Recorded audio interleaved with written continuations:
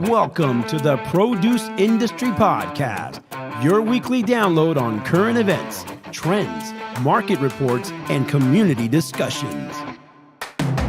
Join us each week from Tampa, Florida, as we cover all aspects of the produce supply chain industry. Ladies and gentlemen, here's your host, my boy, the voice of the produce industry, Patrick Kelly.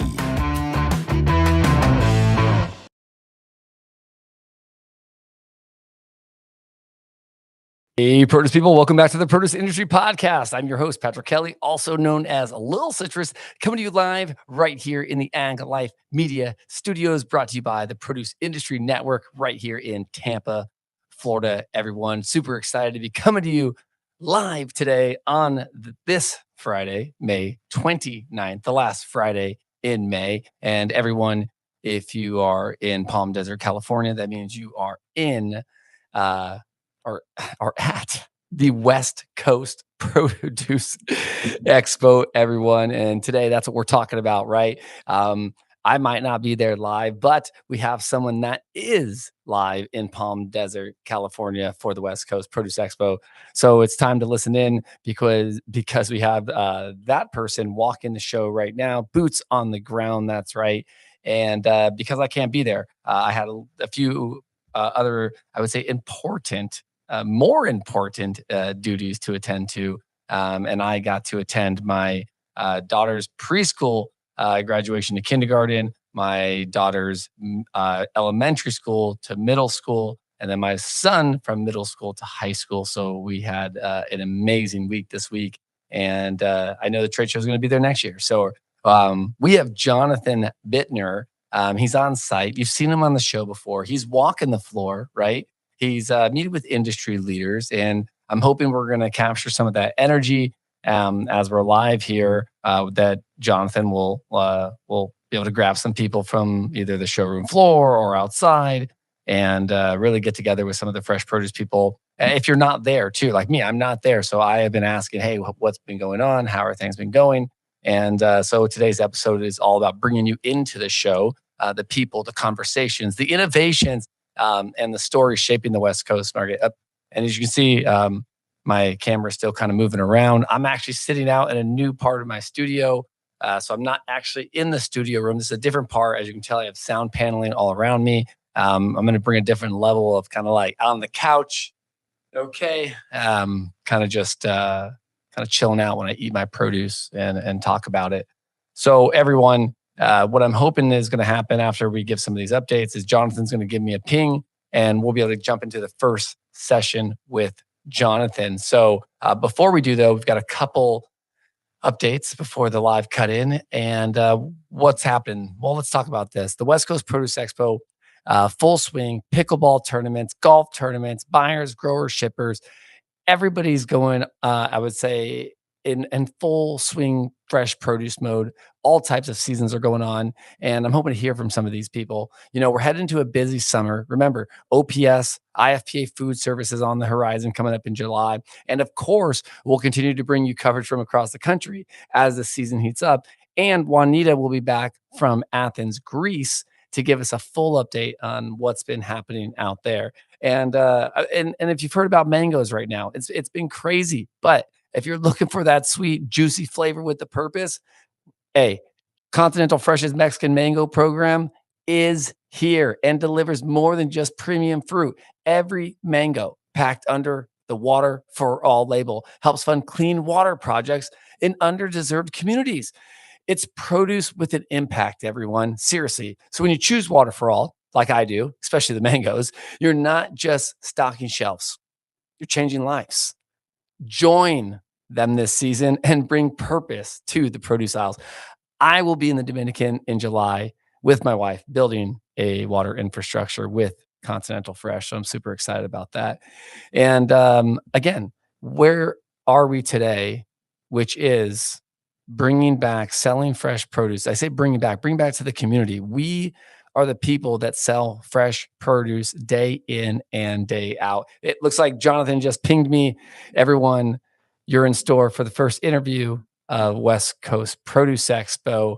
And let's go ahead and get over to Jonathan.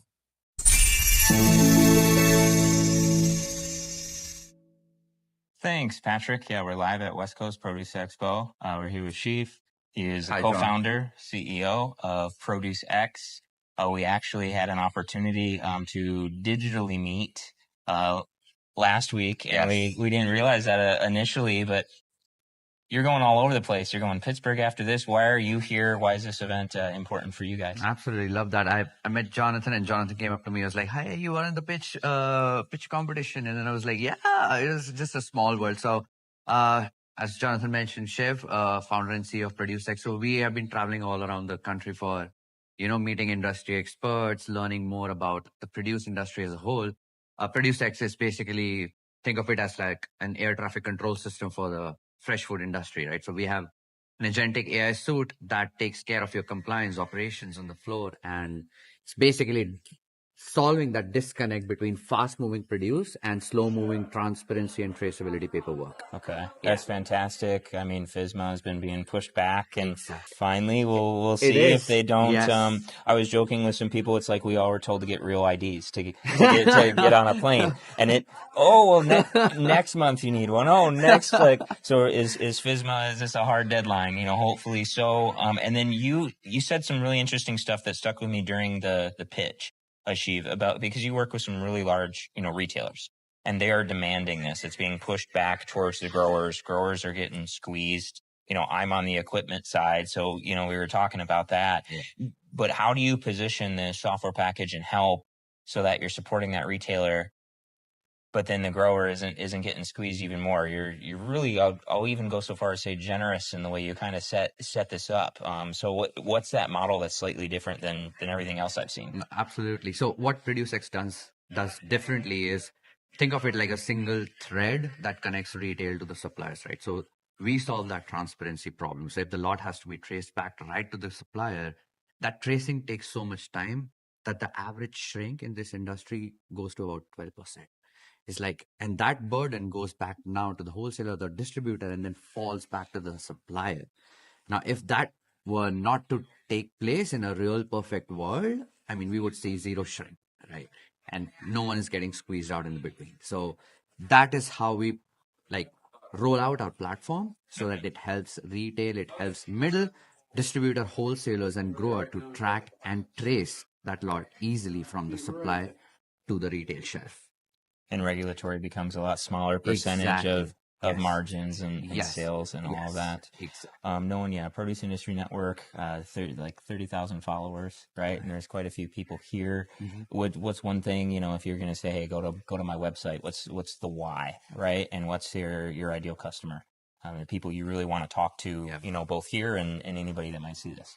Love that. So our ideal customers are people I would love to meet are everywhere across the whole fresh food journey, right? Right from the grower, suppliers, packer, everyone needs compliance. And the one thing I would tell them, like why they would want to go to Produce X and not anybody else. So I will tell that in 3 reasons. First, we protect the margin bleed, right? This is a fast moving industry, and the margin are so thin that even a recovery of 1 to 2% makes a huge difference. Yeah. Second is the operational data insights. Data is something that you need at your fingertips right now.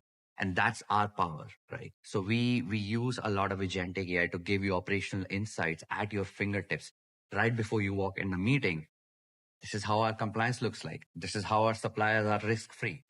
Third, it gives your sales team confidence and a good compliance story to win bigger contracts and negotiate better prices. Doing the right things for the right reasons. Exactly. That helps. That's the foundation of produce. Yeah. So those are the 3 reasons you should definitely reach out to ProduceX and see how the fit is. In the end, we want to solve a problem, right? We want to solve an immediate need that this industry needs. So that's where we are hooked up. Fantastic. Yeah. Yeah. Great talking to you. Awesome. We'll catch That you was up the rest of the show. Yeah, it was so nice meeting you, Yeah. Jonathan. I'll definitely see you in the other expos. Yep.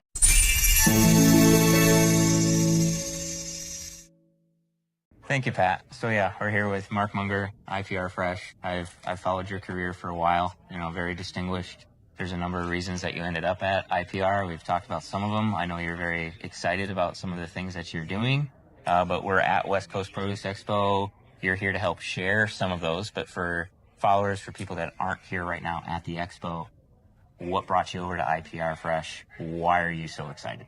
All right. Yeah, great question. Thanks, Jonathan. So I am Mark Munger. I am the Vice President of Marketing and Business Development. And I joined the IPR team back in January, so still fairly new for the team, but been in the produce industry for just about 40 years. You know, I'm excited. IPR is a family-owned company based out in Nogales. They've been around for 23 years. Really built a great reputation as being a year-round provider of hothouse colored bell peppers and English cucumbers. Our strategic plan is really about growth and diversification.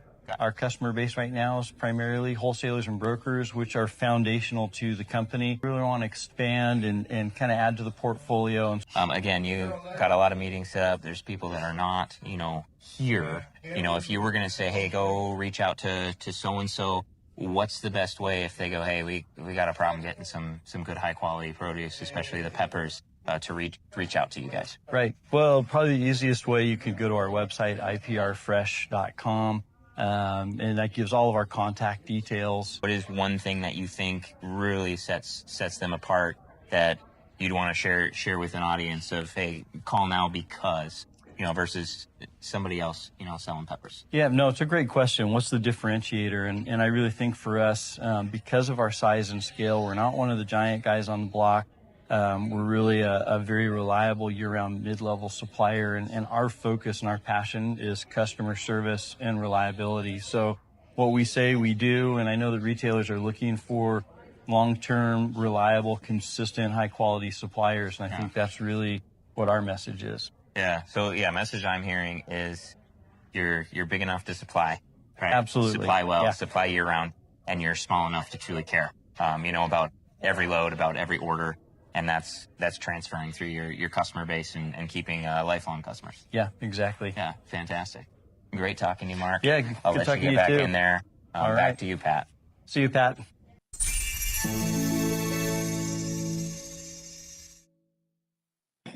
Hey, produce people, welcome back to the Produce Industry Podcast. Wow, fantastic insights right there, everyone. First up, we had Shavim Shil from Produce X, new company on the lineup here. So shout out to Jonathan, always pushing boundaries here with tech, transparency, and the next generation of produce solutions.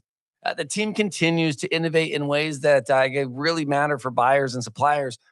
I'm probably going to reach out to this guy. I want to learn a little bit more. And then, of course, Mark Munger, my man, a mentor, a friend, IPR Fresh. Mark always brings the deep industry perspective. Funny how he said 4 years. Come on. He's been in it a few years, right? Whether it's the Mexican program, seasonality, or just quality and consistency, Mark knows how to bring it all around. And I know he's doing that with the team. And he continues to just push, I would say, boundaries, man. He's looking to grow in the best way, and he's doing it in the Western Corridor. So great job to both of these guys. Great work, Jonathan. We've got more coming, everyone. Jonathan's walking the show. I think he said he was going to take a quick break. He was going to go outside. I think this is the perfect time to take a quick break, hear from our sponsors, and, well, then we'll be right back. 120 years ago, in Groningen, the Netherlands, a small produce business began, trading fresh local fruits. By the 1930s, the Vandenberg family moved to Rotterdam, Europe's burgeoning fruit hub. But when the 1940s brought turmoil, they fled to America, rebuilding their legacy in fresh produce. In 1958, Jack Vandenberg became a trailblazer, importing fresh Chilean fruit to the US, opening doors to global flavors. Today, that spirit of growth and innovation continues, with sustainable packaging, carbon footprint tracking, and the finest fruit varieties. We're redefining freshness for the future. Family, fresh, innovation, celebrating a legacy 120 years in the making. This is Jack Vandenberg. That's right, everyone. Welcome back to the Produce Industry Podcast. It's always good to hear from Dynamite sponsors creating dynamite content for the produce and supply chain industry. We're continuing our live coverage from the West Coast Produce Expo with my good buddy, correspondent on the floor, Jonathan Buettner, and he's on the ground in Palm Desert. And what's even better about this is Jonathan just caught up with two familiar faces, and one that everybody's starting to know, which will be the second one, and then a good friend of mine. And it looks like he's already back, and he's outside right now. So this is kind of cool. They said the weather is absolutely amazing right now, which I think is, I'm missing out on my golf and hanging out. But I can't say it enough that, the show happens every year, but the memories with your friends and your families don't, right? Those things are once in a lifetime. So like I said, this is why I chose to stay home this year. And I'm totally okay with it too, everyone. So Jonathan, I got you. Let's head over right now and see what he has in store for us.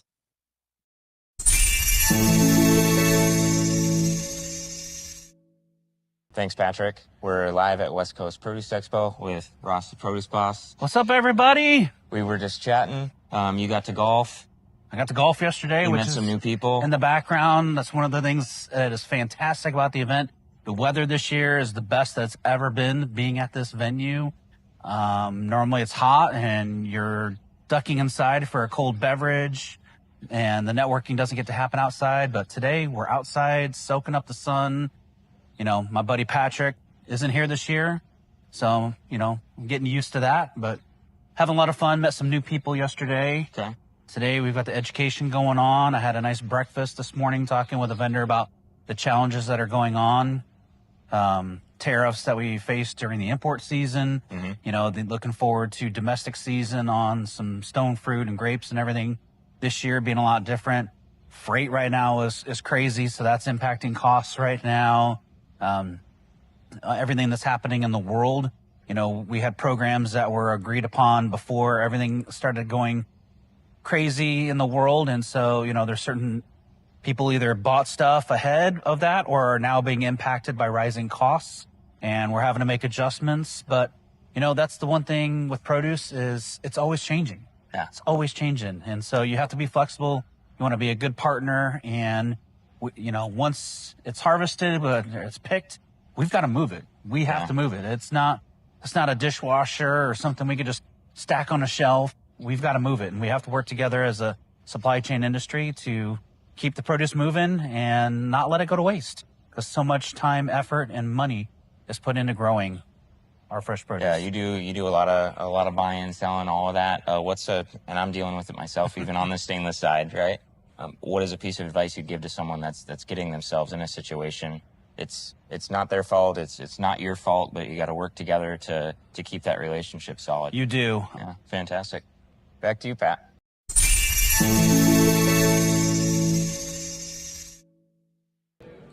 Thanks, Pat. So we're here with Vincent. From Goody. We were talking last night, actually, about Florida and the situation with you guys growing in Riverside. Right. And I thought some of what you said was so interesting. Both, we get into trucking, right, but then also produce is all of us together. So for the 30,000 people following that aren't here, what was that conversation and why is it important? We just kind of talked about the downfall of Florida citrus, their unfortunate situation with the greening and the whole HLB thing. Yeah. There should be great opportunity for West Coast providers to get to the East Coast, stay in the East Coast, and we have had some success with that. Unfortunate for them, but the problem that we're facing now is with that opportunity comes challenges with our logistics. Fuel is so high, and we've got some larger companies on the West Coast that are subsidizing the haul.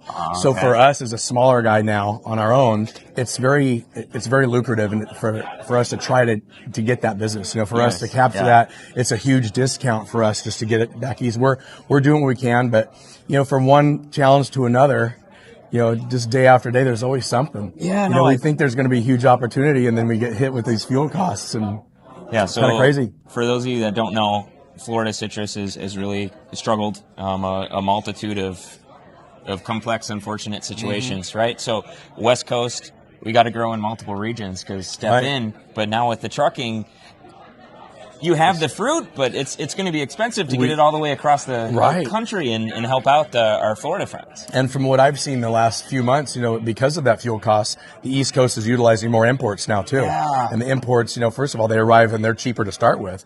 And then so you take their lower price and plus the fuel difference, it's really tough. So if you're on the East Coast, check your sticker on your citrus and see where it might not be from the U.S. at all anymore. It might be from you guys. Yeah, we still are doing some in the Northeast. Yeah. But it is tough. We have a salesperson remote. She's in Philadelphia, and she's really struggling with getting stuff to go just because of fuel costs. Yeah, she's got relationships. She's got customers over there, want our product, but it comes down to the bottom line. It's a global market. Yeah. It's also now we were talking, it's hyper regionalized too. Mm-hmm. It really is. What are you looking for at the show here as people are swinging by the booth? And more contacts, getting our name out there. We were with Sunkist Growers for 75 years.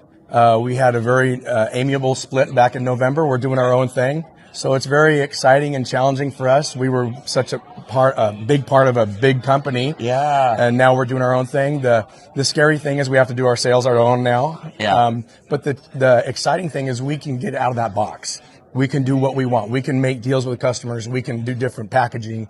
It's very exciting for us to look at those opportunities. Yeah. And it's also scary as hell because we have to do it all ourselves. Yeah, it's all new. We got a great team, and we're constantly making changes with our team and finding the right fit people, and we're going for it. Well, fantastic. Yeah. I wish you well on that, Vince. Thanks, Jonathan. No, it's going to be a great rest of the show. And back to you, Patrick. Should be fun.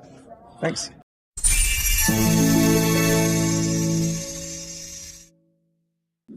All right, everyone. Great conversations there. My man, Ross, the produce boss, and Vincent Mazzetti of Blue Banner, 75 years being under Sunkist and then going independent.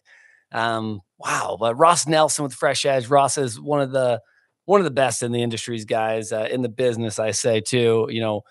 Fresh Edge continues to expand their footprint, capabilities, and Ross is on the procurement side, helping them along the way. So it's always great to hear from familiar voices and what they are building in the produce industry. Now, again, normally Ross and I would do a dinner and even have golf scheduled the last 4 years, but this year was just a bit different, everyone. Vincent Mazzetti, everyone, from Blue Banner, bringing the energy from the west to the east.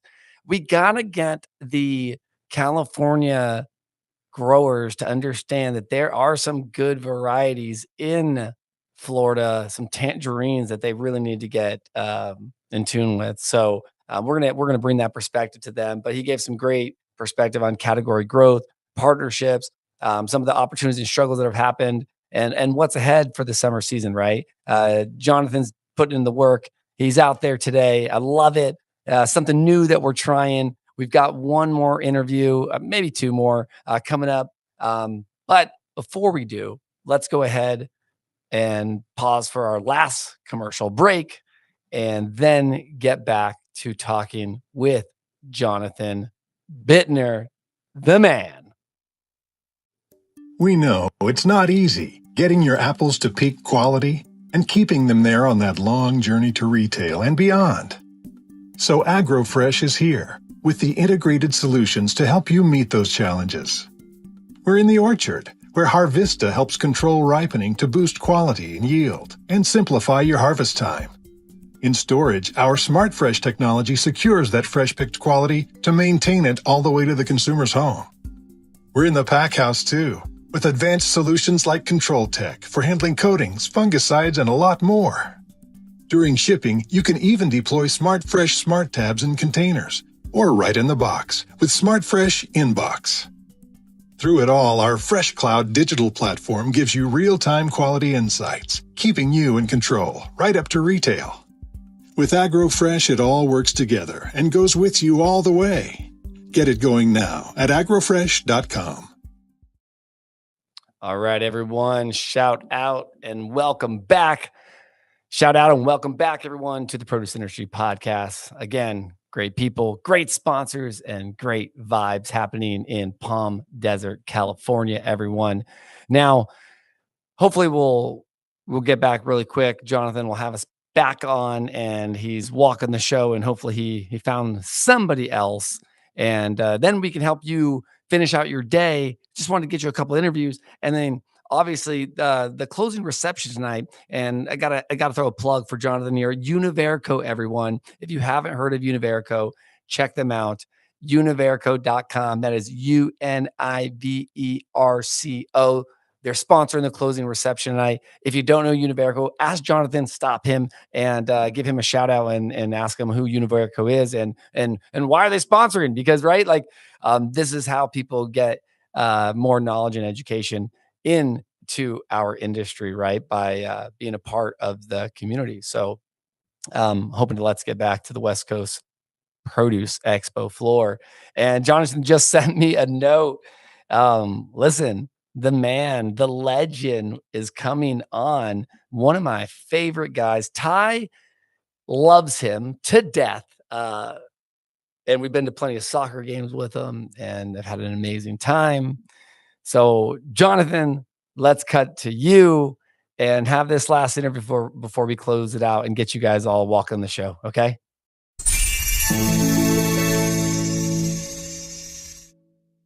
Thanks, Patrick. Yeah, we're here live, West Coast Produce Expo with Paul Manfrey, Red Pepper King. How are you, buddy? We were just chatting on, you were just where? I was in Washington, D.C. last week testifying in the United States International Department of Commerce. I was a witness for the Mexican tomato growers with the duties, with the Florida tomato growers. I was on, believe it or not, I told them I bleed red, white, and blue, but, when it comes to our supply chain, the government has to realize how intertwined we are and how things, their big things was what has changed since 2019.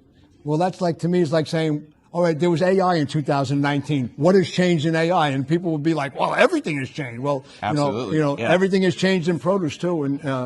And believe me, I want the Florida tomato growers to do exceedingly well.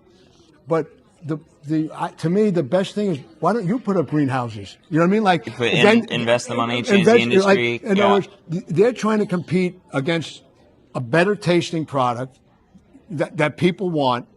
That you, instead of getting 3,000 boxes an acre, a greenhouse gets 20,000 boxes an acre. So my thing is, instead of trying to limit something, and also consumers don't want it, right? Because I even brought up to the commission, if you go to Publix or Winn-Dixie in Florida, I said, I challenge you to find a Florida tomato. They just don't sell them. They don't sell them because consumers don't want them. So my advice would be, Florida, invest the money, then you have the freight advantage, right? They would have the advantage now. Yeah. And I just think I think that's a better outcome for all. And again, I wrote the article on LinkedIn in July of 2025. I pretty much predicted the $100 tomato market 7 months in advance. And I laid out the arguments. I just think for the supply chain, you're protecting 5 families at the expense of 300 million people, and I don't think that's right. Yeah. So bringing that back to why you're here in West Coast Produce Expo and all of those things, what's some advice in the same spirit you give to both buyers and grower packer shippers meeting here right now? Well, listen, I happen to be on the receiving end of the Canadian red pepper market. I'll give you an example. The freight rates are exceedingly high right now, and again, I told people 6 months ago that this is the new normal, right? So they are selling 11-pound red peppers for $6 or $7. My freight from California to New York is the same money. So basically, to try to compete on a price per pound basis, I got to give away my peppers for free and just pay the freight rate. Yeah. So, that's the produce. That's just the produce of this. And you know what? It's not my first rodeo. I've done this 100 times already. And you know what? It's going to change. It may take 10 days, but it's going to change, and we'll get through it. And produce people are very resilient. I bring this up all the time. During COVID, shelves were empty across every industry except produce. People were dumping produce because we had too much. You know what I mean? And that's a testament to the resiliency of our industry. Absolutely. Right? Like everything else that gets thrown at us, we'll overcome this too. We will. Yeah. Well, excellent talking to you, Oh, Paul. man, great Thanks so talking. much. You're Yeah, welcome. we'll get back in there. Take care, Patrick. It's back to you. Bye.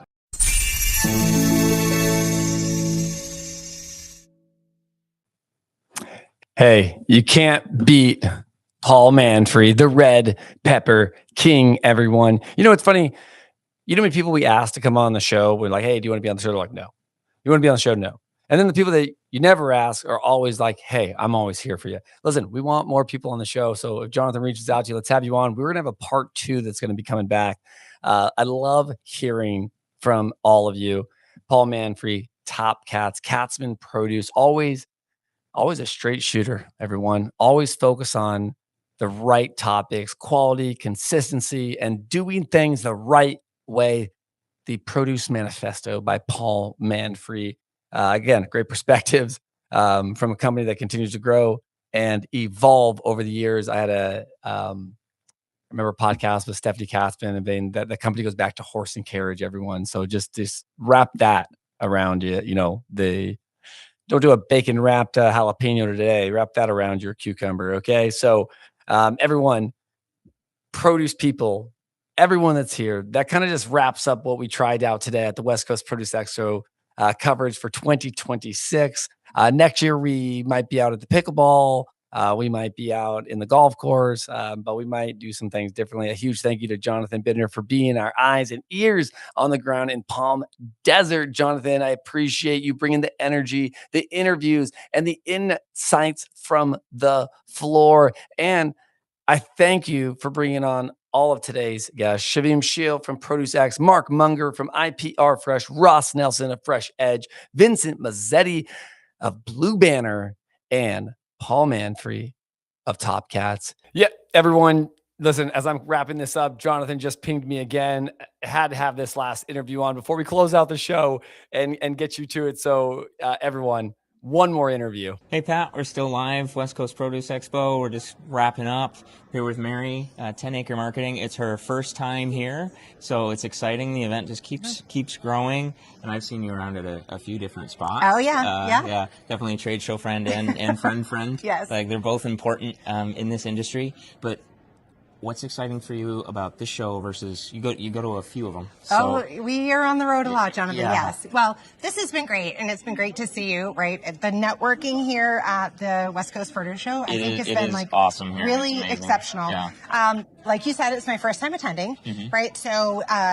Just having the experience, understanding like what a media-driven show is like, who invests in this kind of show. I've seen some new exhibitors that I've never met before. I've noticed that there's some exhibitors that don't come to this show. So I think the indicator for me, and you can tell me if you had this experience too, I was at Starbucks the other day, and I went down in the morning and I thought, I don't know anyone in this line. So that was really exciting. Yeah. Because you tend to run into everybody when you go to Starbucks in the morning. And I thought, great, I'm going to actually make some new friends here. Yes. Right. And this is a good place to do it. It's kind of, it's a little bit of a smaller regionalized show, but you got even Willie's Salsa in Ohio. I was like, I know those guys. I've never seen them at any other show, but it's good for them to be here. And they're buying a lot of tomatoes and they're buying a lot of produce. And That's making their fantastic. salsa. So, well, and that's what we're seeing here, right? And with all these shows, but it's always nice to see how many buyers come, which buyers come, and then what exhibitors are investing. So I think that's a great indicator from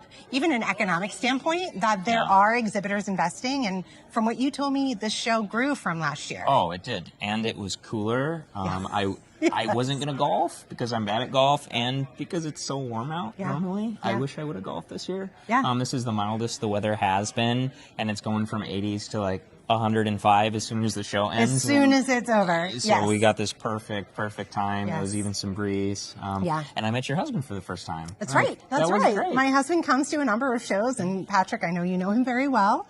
And he missed you on the golf course, of course. But yeah, it's been a really great excuse to come visit Southern California in May, and thankfully the weather totally cooperated. Yeah. Oh, that's amazing. Yeah. So back to you, Pat.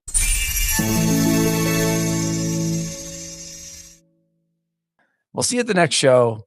And as always, thank you so much for tuning in to the Produce Industry Podcast. And until next time, I'll see you in the fields or on the horizon. right?